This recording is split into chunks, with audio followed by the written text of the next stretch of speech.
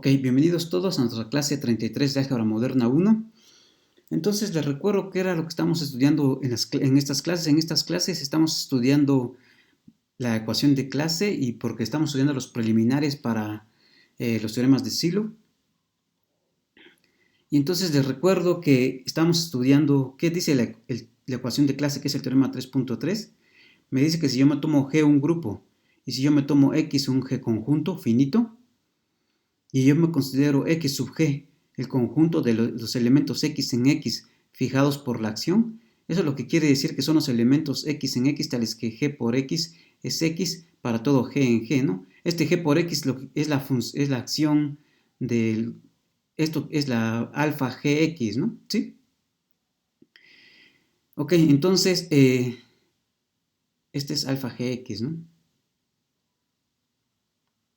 Alfa Gx, donde alfa es la acción, del grupo G en el conjunto X, ¿no? Entonces, si nos fijamos en los elementos fijados, en los elementos de X que son fijados por la acción, ¿sí?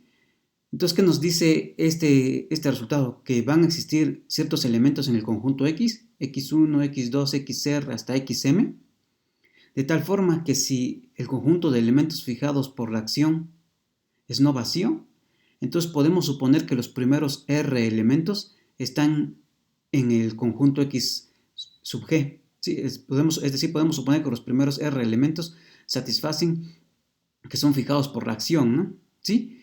Y además vamos a poder calcular la cardinalidad del conjunto X como la cardinalidad del conjunto fijado por la acción más la suma de las cardinalidades de las órbitas de los XY, donde el I va desde R más 1 hasta M, ¿no? Es decir, estos primeritos R van a estar en el conjunto fijado por la acción y los restantes, para calcular la cardinalidad del conjunto X, calculo la cardinalidad de la órbita de los restantes, ¿sí? Que es estos, y los sumos todos, ¿no?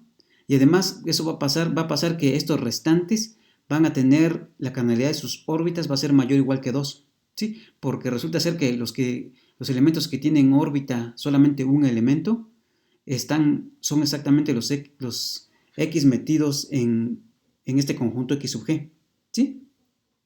Y como decía, entonces, si X sub G es no vacío, pues este R va a ser si el conjunto de elementos fijados por la acción es no vacío, entonces este R va a ser un número que va a estar entre 1 y M, ¿no? O sea, R va a ser mayor o igual que 1.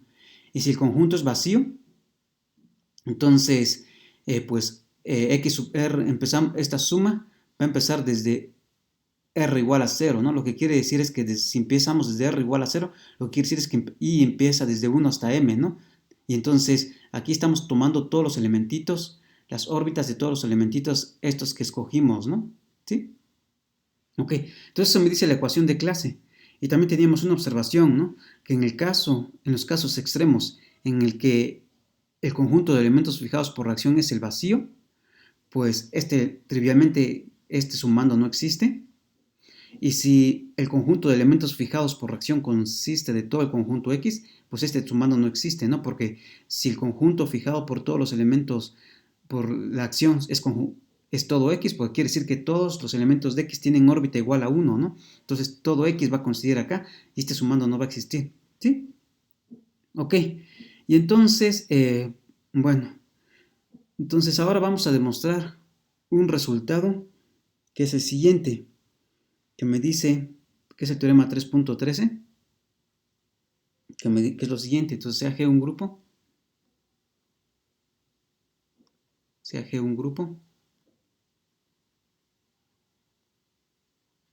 ¿sí? No necesariamente finito, ¿sí? Un grupo, bueno, sí va a ser finito de orden P a la N, ¿no? Entonces vamos a hacer sea G un grupo de orden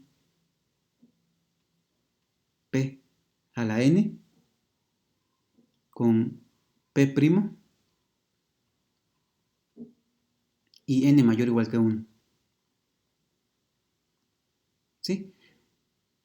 Entonces, y tomamos X un G conjunto. Un G conjunto finito.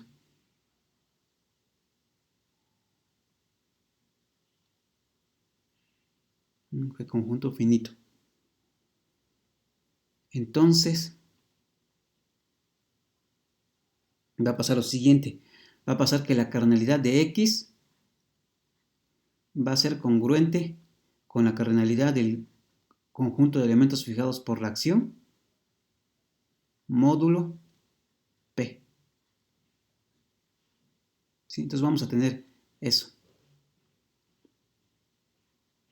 ¿Sí? Entonces hagamos la demostración de este resultado. La demostración de este resultado va a ser muy fácil. Entonces, ¿qué es lo que sabemos por la ecuación de clase arriba?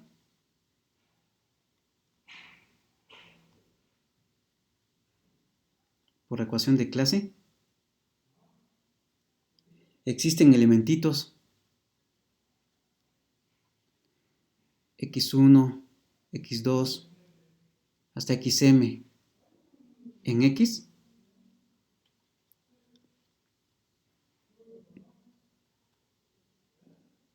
Existen elementitos en x tal que ¿qué? Tal que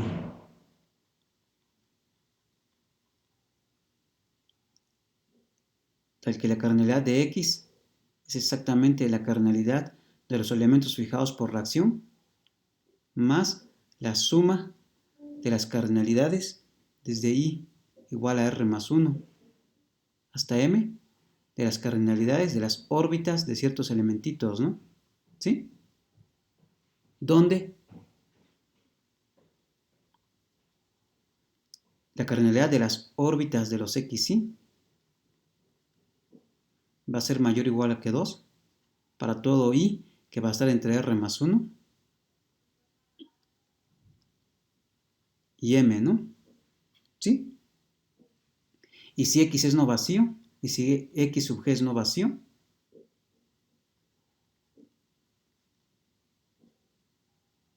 pues entonces los primeros elementitos, si x, los primeros r elementitos son exactamente los elementos que son fijados por reacción, ¿no? Eso es lo que me dice la ecuación de clase, ¿no? Que si este conjunto es no vacío, pasa esto, pero esta condición esta igualdad de las cardinalidades se tiene independientemente si x sub g es no vacío, ¿no? Si x sub g es vacío, ¿no? Sí, pero si es no vacío, va a resultar que los primeritos elementitos que escogemos para cierta r van a ser exactamente los elementos fijados por la acción. ¿Sí? Ok. Sabemos de teoría anterior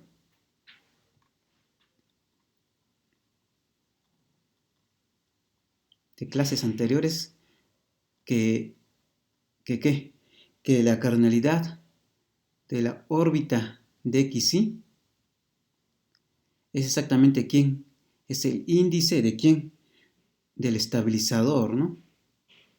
G sub xy, donde G sub xy es el estabilizador, es el estabilizador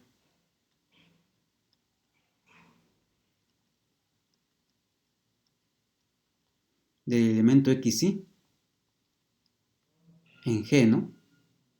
¿Sí? Entonces sabemos eso de teoría anterior, ¿sí? Pero por Lagrange, ¿qué sabemos? Por Lagrange, por Lagrange, por el teorema de Lagrange, la cardinalidad del grupo G es exactamente la cardinalidad del estabilizador por la cardinalidad del índice del estabilizador, ¿no?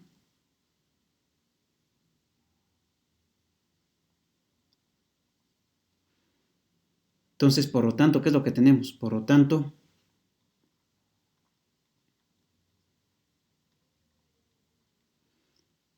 si tenemos que la cardinalidad de las órbitas es el estabilizador y el estabilizador por la cardinalidad de esta me da G, entonces lo que tenemos es que la órbita, la cardinalidad de las órbitas, xy, divide a la cardinalidad del grupo G. Pero sabemos que la cardinalidad del grupo G, ¿cuánto es? La cardinalidad del grupo G es P a la N, ¿no? Entonces, es P a la N. Pero para I entre R más 1 y M, entre R más 1 y M, se tiene que las cardinalidades de las órbitas son mayor o igual que 2, ¿no? Eso es lo que dijimos acá arriba, ¿sí? Para I entre R más 1 y M, esto es mayor o igual que 2. Y entonces este número que es mayor o igual que 2,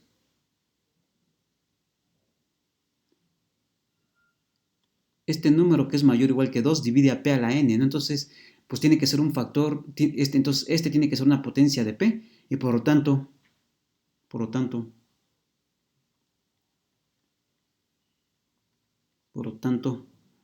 P divide al orden, a la cardinalidad de la órbita de XY.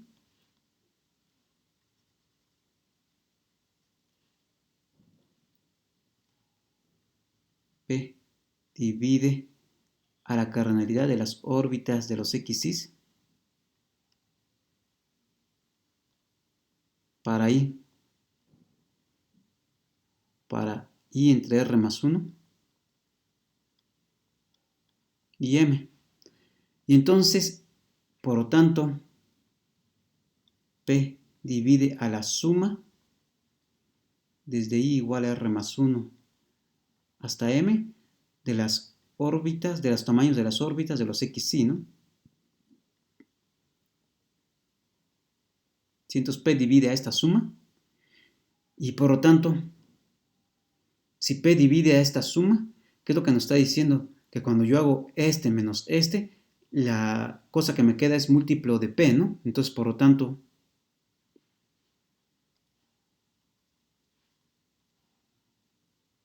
la cardinalidad de X es congruente con la cardinalidad de X sub G módulo P. Ahí está. ¿Sí? Entonces, vamos a tener que módulo P, sabemos cuántos elementos tiene X, ¿no? Va a tener módulo P exactamente tantos elementos como los elementos fijos, pero eso es módulo P, ¿no? Ok. Entonces este es 3.13. Ok, entonces para el siguiente vamos a utilizar un lema trivial, que es lema 3.14. ¿Qué es lo que me dice ese lema? Dice lo siguiente.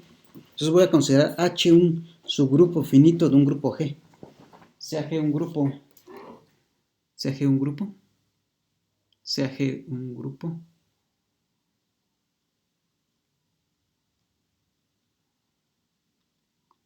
y H un subgrupo finito de G.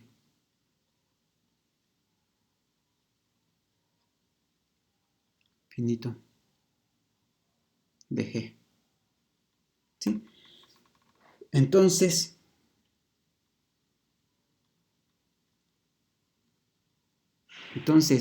GH va a ser igual a GH a la menos 1. O sea, H un subgrupo finito de G y G un elemento de G, ¿no? Voy a considerar y G un elemento de G.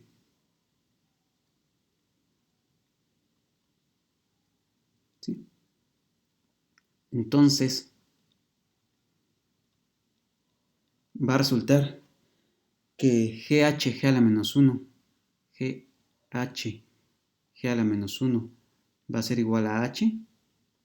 Sí, solo sí.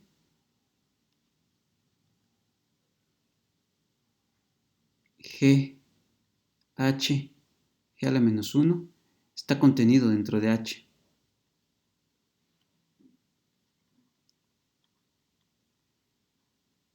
Entonces, para que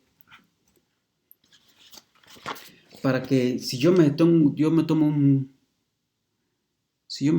H, un subgrupo finito de un grupo, y me tomo un elemento G en G, entonces para que este G a la menos 1 sea H, basta con que G por H por G a la menos 1 esté contenido dentro de H. ¿Sí? Entonces, veamos eso. ¿Sí? Entonces, hagamos el regreso, que es el interesante. Entonces, supongamos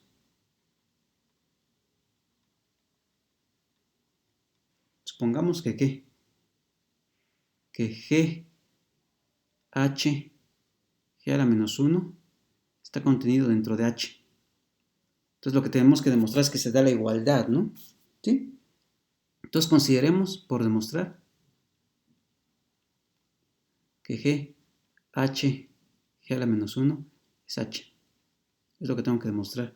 Entonces, consideremos el morfismo conjugación por gamma. Entonces, consideremos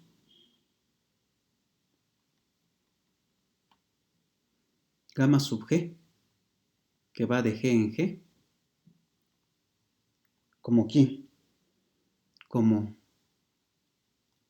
gamma sub G de un elemento X en el grupo,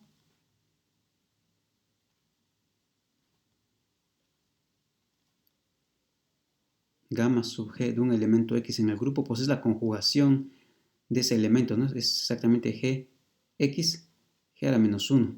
Entonces sabemos que este es un isomorfismo. Entonces consideremos este así. Sabemos que gamma sub G es iso.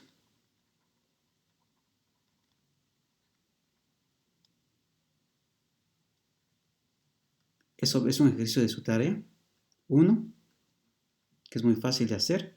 Entonces sabemos que ese gamma sub G es un isomorfismo. Ahora bien, sí, entonces, como ¿quién va a ser? Como H, podemos restringir esta H, ¿no? Entonces, ¿quién va a ser? Gamma sub G. Entonces, tenemos que llamar por un lado, ¿quién va a ser gamma sub G del grupo H?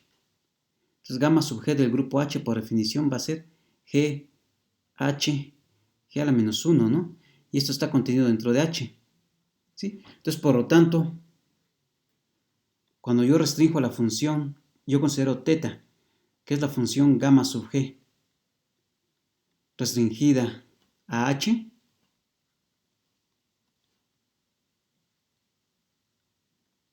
esto va de H, su imagen es esto, pero está metido dentro de H, ¿no? Entonces esto va de H en H. ¿Sí? Y luego, ¿qué tenemos? Como gamma sub G es inyectiva,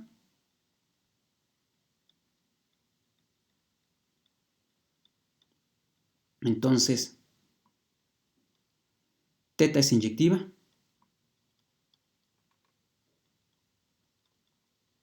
entonces teta es inyectiva, y la cardinalidad de H es finito. Entonces sabemos que si tenemos que este es una función inyectiva que va de H en H y ambos tienen cardinalidad, la misma cardinalidad. Entonces sabemos que eso implica que teta es subproyectiva. Entonces tenemos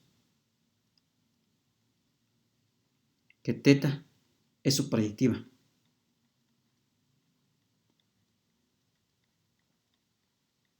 Y eso se ve en álgebra superior 1, ¿no? Que si tenemos una función inyectiva entre dos conjuntos de la misma cardinalidad y esa cardinalidad es finita, entonces necesariamente la función es subproyectiva. ¿Sí? Entonces, por lo tanto,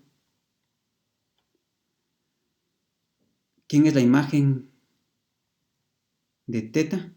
Es todo H, pero la imagen de teta es exactamente G, H, G a la menos 1. Y ahí está, ¿no? Entonces ya demostramos que para que Y eso básicamente, o sea, lo que estamos diciendo es este está contenido acá, G a la menos 1 está contenido dentro de H y tiene la misma cardinalidad que H, ¿no? Entonces, por lo tanto, tienen que ser iguales, ¿sí?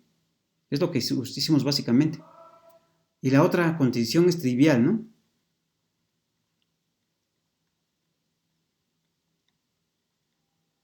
¿Por qué es trivial?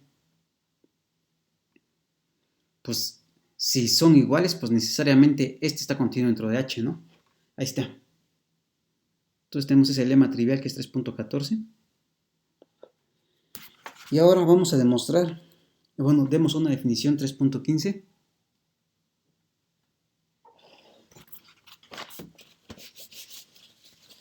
Definición 3.15, permítanme.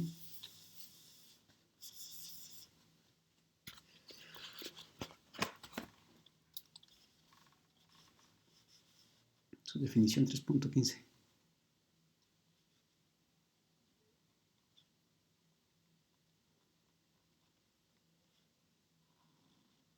Ya hemos definido que un grupo sea un P-grupo, ¿no? Un grupo es un P-grupo si todo elemento del grupo tiene orden una potencia de P, ¿no? Donde P es un número primo, ¿no? Entonces, ahora vamos a definir qué es un P subgrupo de un grupo. Si entonces sea G un grupo, sea G un grupo arbitrario.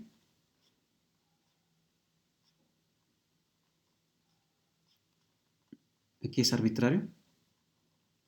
No estoy pidiendo que sea finito, no estoy pidiendo que sea abeliano, no estoy pidiendo que sea P grupo, es arbitrario, ¿no? Sea G un grupo. ¿Sí? Entonces se dice que un subgrupo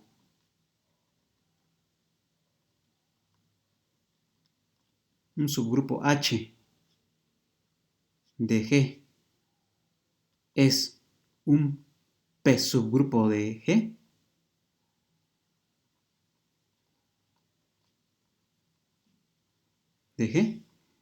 si H es un P grupo, ¿no?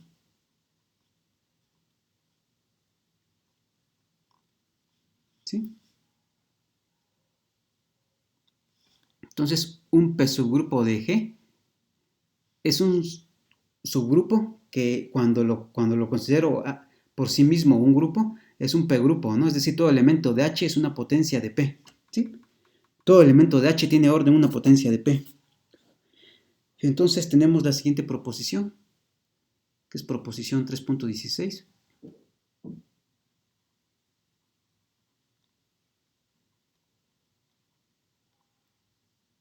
¿Sí? ¿Qué me dice esa proposición? Lo siguiente. Entonces considero G un grupo finito, sea G un grupo finito,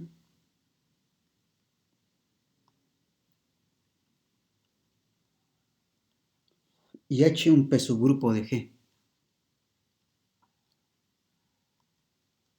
Un P subgrupo de G.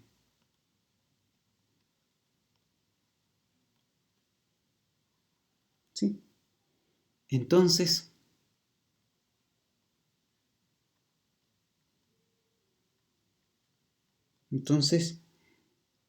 el índice de H en G es congruente con el índice de H en el normalizador, en su normalizador.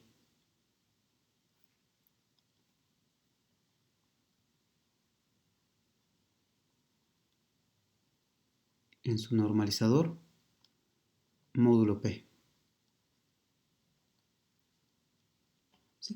Entonces tenemos eso. Si tengo un grupo finito y tengo H un P subgrupo de G, entonces el índice de H en G es congruente con el índice de H en el normalizador, en su normalizador módulo P. ¿Sí? Entonces hagamos la demostración de este resultado. ¿Sí? Ok, ¿qué es lo que tenemos? Tenemos que como H es un P grupo finito, como H es un P grupo finito, sabemos que ya vimos que fue una consecuencia del teorema de Cauchy, que los p-grupos finitos son exactamente aquellos que tienen cardinalidad de una potencia de p, ¿no? Como h es un p-grupo finito,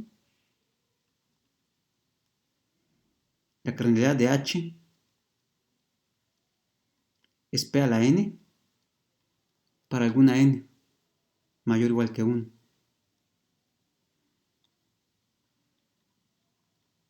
N mayor o igual que 1, ¿no? ¿Sí? Ok. Eso pasa. Entonces vamos a considerar el conjunto de clases laterales de H en G. Entonces sea X, por definición, el conjunto de las clases laterales izquierdas, GH, tales que G está en G. ¿Sí? Este es el conjunto de estas clases laterales izquierdas de H, ¿no?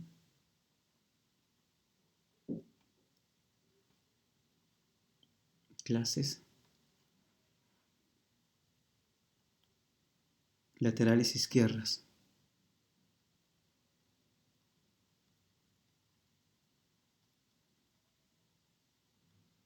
de H. ¿Sí? En G. Las clases laterales izquierdas de H en G, ¿no? Entonces, por definición, ¿cuál es la cardinalidad de G? Por definición, la cardinalidad de X, por definición,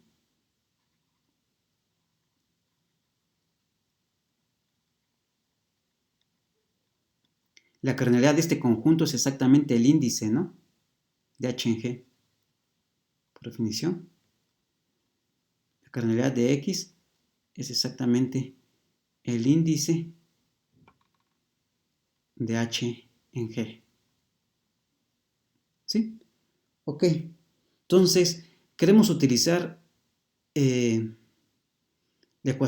utilizar este resultado que acabamos de demostrar, que nos dice que si yo tengo un grupo, un grupo de orden P a la n y X un G conjunto, entonces la cardinalidad de X es congruente con la cardinalidad de los elementos fijados por reacción módulo P, ¿no? ¿Sí? Entonces queremos utilizar ese resultado y entonces queremos definir una acción sobre X. Entonces, definamos acción.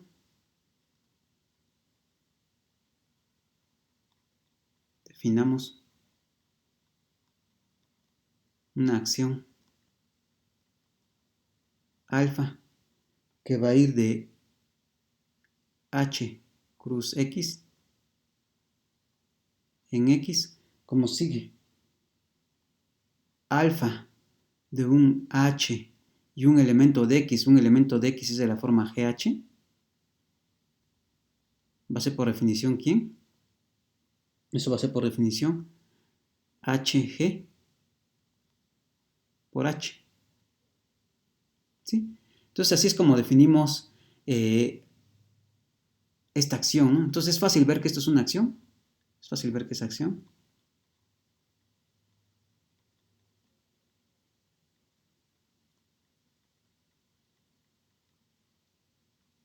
¿Sí? Ok. Y entonces, pues calculemos los elementos fijos bajo esta acción. Entonces calculemos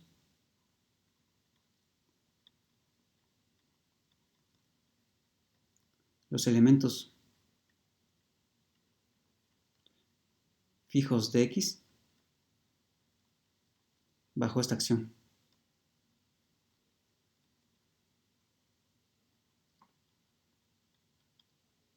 ¿Sí? Es decir, calculemos quiénes son los elementos fijos bajo esta acción. Calculemos el conjunto X sub H, ¿no? Cuando X es un G conjunto, lo anotamos como X sub G, ¿no? Pero este va a ser el G el grupo que está actuando sobre X es H, ¿no? Entonces calculemos el grupo de elementos fijos que es X sub H. ¿Sí? Ok. Entonces, pues, ¿qué es lo que tenemos? Tenemos que, por definición de que un elemento esté en X sub H, ¿qué quiere decir? Entonces, notemos. Tenemos que un elemento en X, ¿cómo son los elementos de X? Es una clase lateral izquierda, ¿no? Entonces tenemos que este elemento en X está fijado por la acción. Sí, solo sí, por definición que cuando yo hago actuar todos los elementos de H con este elemento me lo deja igual, ¿no? Sí, solo sí. Alfa de H, GH es igual a GH para todo H en H, ¿no? Es decir, estoy actuando todos los elementos del grupo H con este elemento G módulo GH y me lo deja igual, ¿no? Pero esto pasa así, solo así. Por definición de acción, de la acción, sí, solo sí que H, G, H es lo mismo que ¿qué? Que G, H para todo H en H. Pero recordemos que dos clases laterales son iguales, sí, solo sí que, pero dos clases laterales. Pero estas dos clases laterales.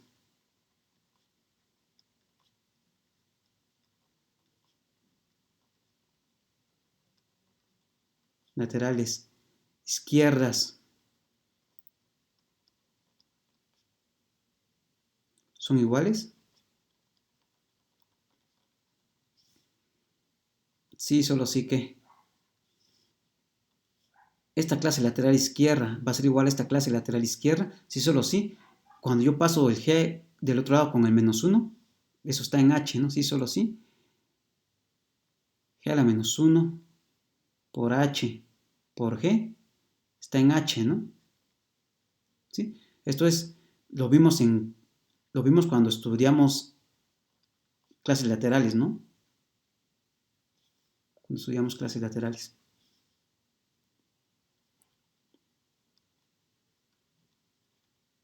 Cuando estudiamos clases laterales.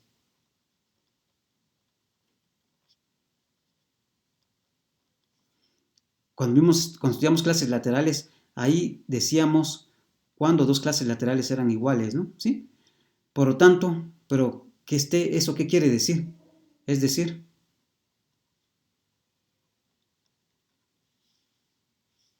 que para toda H en H,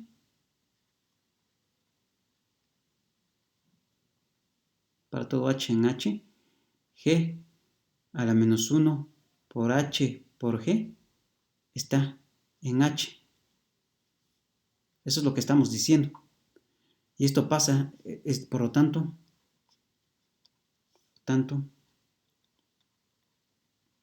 lo que estamos diciendo es que el conjunto G a la -1 H por G está contenido dentro de H, ¿no?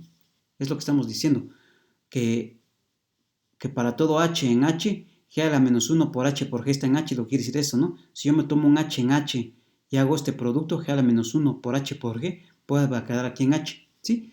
Entonces tenemos esto, pero como H es finito, H es finito, por el lema anterior, ¿qué me decía el lema anterior? Que para que GH, G a la -1 sea igual a H, basta con que se tenga una contención, ¿no? Entonces, problema 3.14.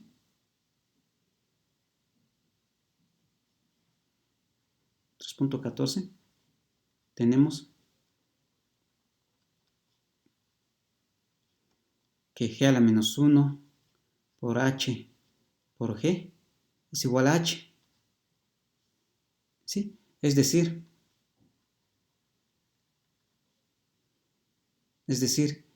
H es lo mismo que G por H por G a la -1. Y entonces, ¿qué es lo que me está diciendo? Por lo tanto, ¿quiénes son los elementos en G que satisfacen eso? Por lo tanto, G está en el normalizador de H en el grupo G, ¿no?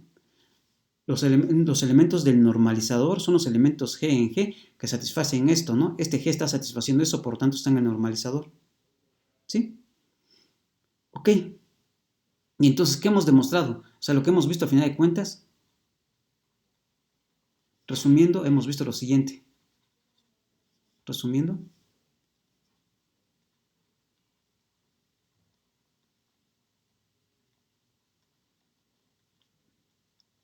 hemos visto lo siguiente. Hemos visto que ¿qué? Que este elementito está en X sub H, que la clase lateral, esta es fijada por la acción, sí y solo sí. G está en el normalizador de H en G. Es lo que hemos demostrado, ¿sí? Ok. Y entonces, ¿qué es lo que me está diciendo? Por lo tanto, ¿quiénes son los elementos que son fijados por reacción? Por lo tanto,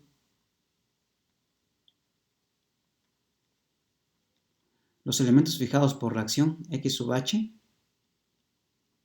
son exactamente los GH, tales que G está en el normalizador de H en G. ¿Sí? Entonces, lo que estamos diciendo es que, es decir,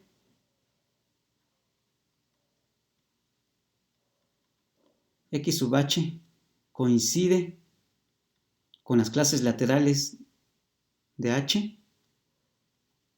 X sub H coincide con las clases laterales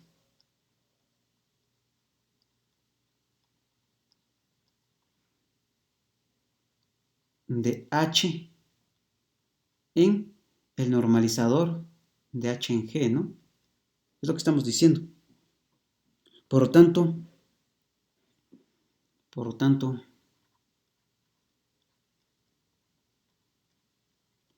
¿quién es la cardinalidad de X sub H? Pues la cardinalidad de X sub H es exactamente,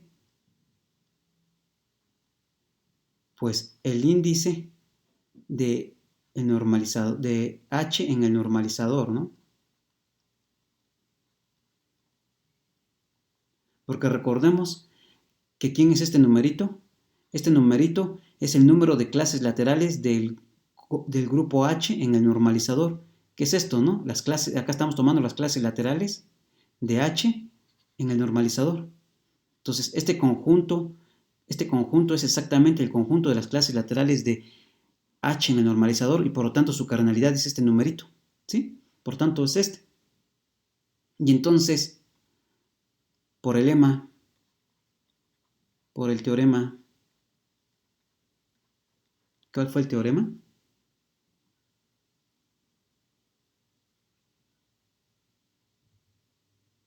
Por el teorema 3.13, la cardinalidad del conjunto X es congruente con la cardinalidad de los elementos fijados por reacción bajo la acción del grupo G, módulo P, ¿no? ¿Sí? Entonces aquí entonces por el teorema ¿qué? 3.12, 3.13, perdón, 3.13. Pues por el teorema 3.13 tenemos que ¿qué?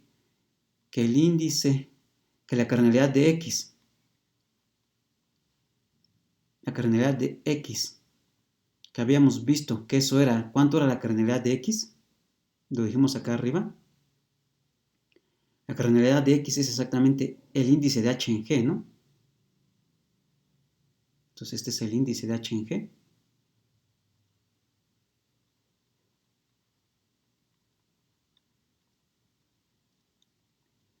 Es exactamente la cardinalidad del conjunto X. Es congruente con el conjunto de elementos fijados. Pero el conjunto de elementos fijados, ¿cuántos elementos tiene? Lo dice aquí. Es el índice de H en el normalizador.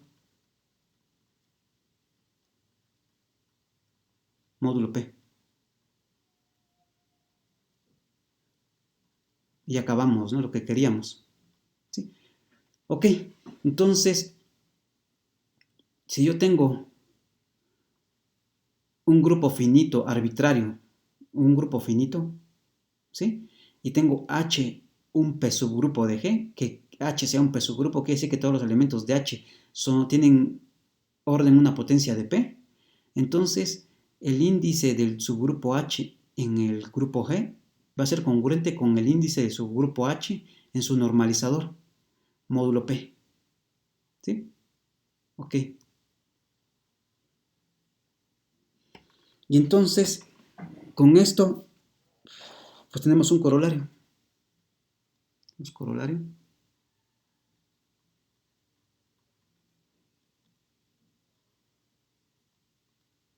¿Qué me dice ese corolario? Lo que me dice es lo siguiente. Es que sea G un grupo finito. ¿Es corolario qué número? Permítanme. Esta fue 3.16.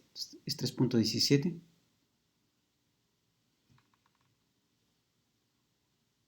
Corolario 3.17.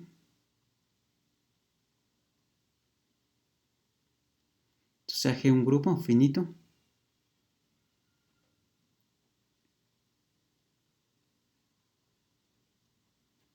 ¿Sí? Y H un P subgrupo de G. Y H un P subgrupo de G.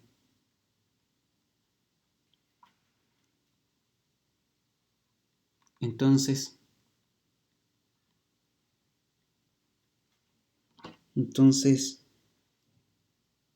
si P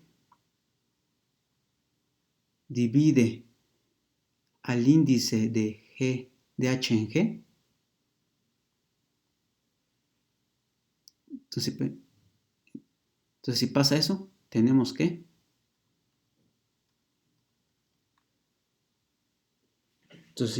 tenemos que el normalizador de H en G es distinto de H. ¿Sí? Y eso va a ser muy fácil, demostración.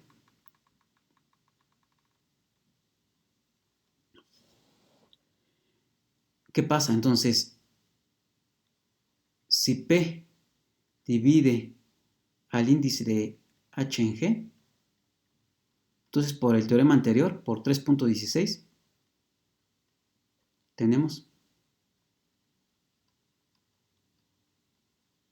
3.16 me decía que este índice es congruente con este índice, módulo P, ¿no? Entonces, si este índice es divisible por P, esto es 0, módulo P, y entonces esto es 0, módulo P, y entonces, por lo tanto, P divide a esto, ¿no? Entonces, tenemos que P divide al índice del H en el normalizador,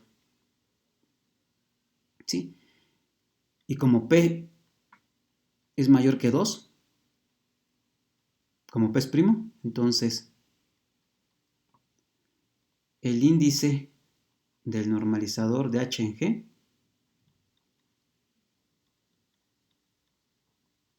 el índice de este normalizador es distinto de 1, y eso implica que el índice, que el normalizador de H en G es distinto de H. Ahí está. ¿Sí? Entonces, si tenemos que el índice P divide al índice de H en G, entonces necesariamente el normalizador de ese elemento, el normalizador de ese subgrupo, es un subgrupo más grande que H, ¿no? ¿Sí? Ok. Y entonces, pues déjenme enunciar el primer teorema de Sylow, que es el 3.18. Entonces, primer teorema de Sylow. Teorema.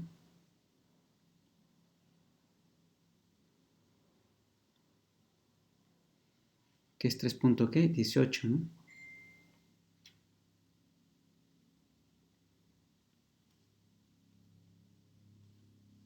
Que es el primer teorema de Sylow.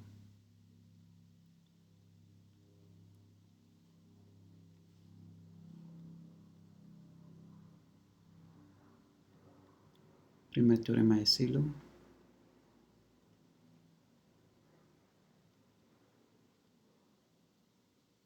¿Sí? Entonces, sea G un grupo finito. Sea G un grupo finito.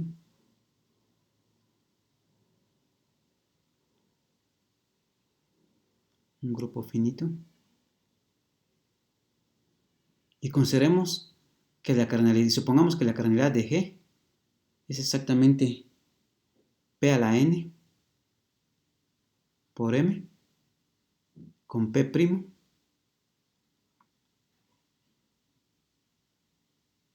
Con P'. Esto mejor lo pongo entre paréntesis. Con P'. N mayor o igual que 1. Bueno, no, mejor no lo pongo entre paréntesis. Con P', N mayor o igual que 1. Y el máximo común divisor entre P y M igual a 1. ¿Qué es lo que quiero decir? Que si tengo que la cardinalidad de mi grupo G, acá en esta potencia P a la N, tengo todas las potencias de P que me dividen a G. Entonces aquí ya no hay ningún factor P. Entonces lo que tengo es esto, ¿no? O sea, estoy dividiendo a la cardinalidad de mi grupo G como la mayor potencia de P que me divide a G y otro numerito que ya no tiene factores, que ya no tiene factores P, ¿no? ¿Sí? Entonces tengo eso. Y entonces el primer inciso me dice lo siguiente, sea G, entonces,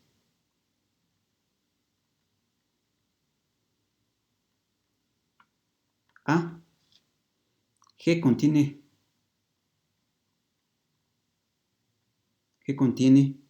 un subgrupo de orden Pi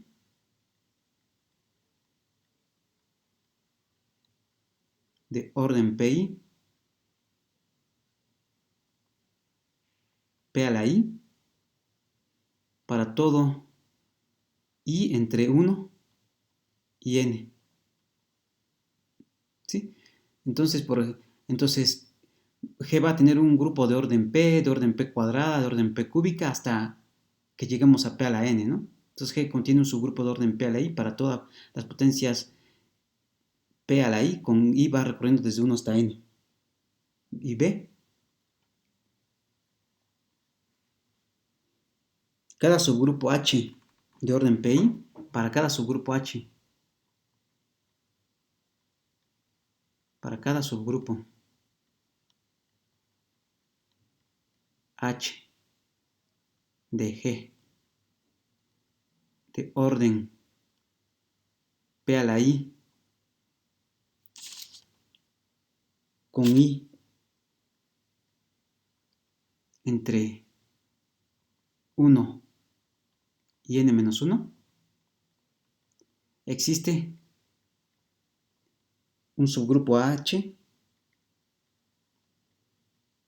existe un subgrupo K de G de orden P a la I más 1,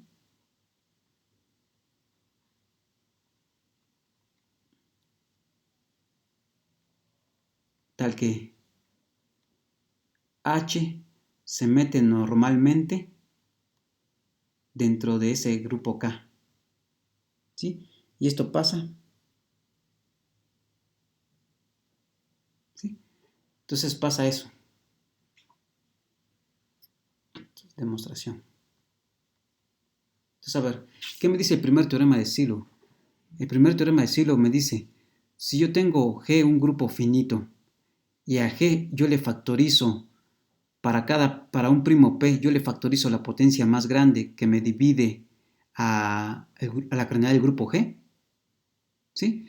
Entonces va a resultar que G va a contener un subgrupo de orden P a la I para cada I que va desde 1 hasta N, ¿sí? Entonces vamos a tener subgrupos de orden P a la I para cada I que va desde 1 hasta N, y B, para cada subgrupo H de G de orden P a la I, donde I va desde 1 hasta N menos 1, va a existir un subgrupo más grande, si H tiene PI, orden P a la I, va a existir otro grupo más grande K que va a tener orden P a la I más 1, de tal forma que H va a ser normal dentro de ese subgrupo K. ¿Sí? Ok, entonces, entonces la demostración de este resultado lo voy a hacer la próxima clase. Entonces ya voy a hacer, ya estamos listos para preparar el primer teorema de Sylow, ¿no? Después vamos a demostrar el segundo teorema de Sylow y el tercer teorema de Sylow, ¿no?